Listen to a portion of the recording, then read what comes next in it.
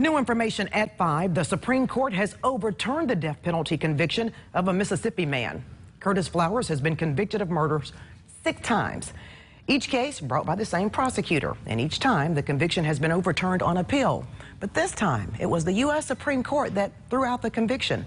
Local 24 News reporter Alexandra Limon reports on why from our exclusive Washington Bureau.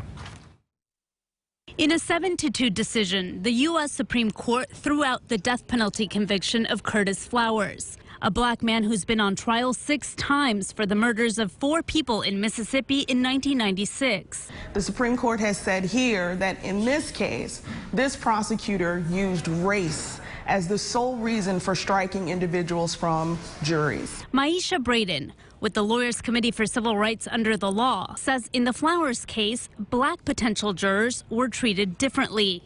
For the 5 potential black jurors that remained, this prosecutor asked 145 questions of those 5 jurors.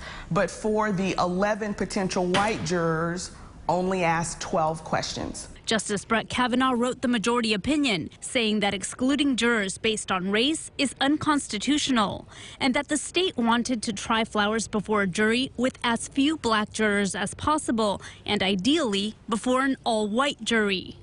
As a result, Mr. Flowers' constitutional rights were violated, and the public's right to a fair judicial process was violated. Because the conviction was thrown out due to a technicality in the process, the prosecutor could still decide to try Curtis Flowers for a 7th time.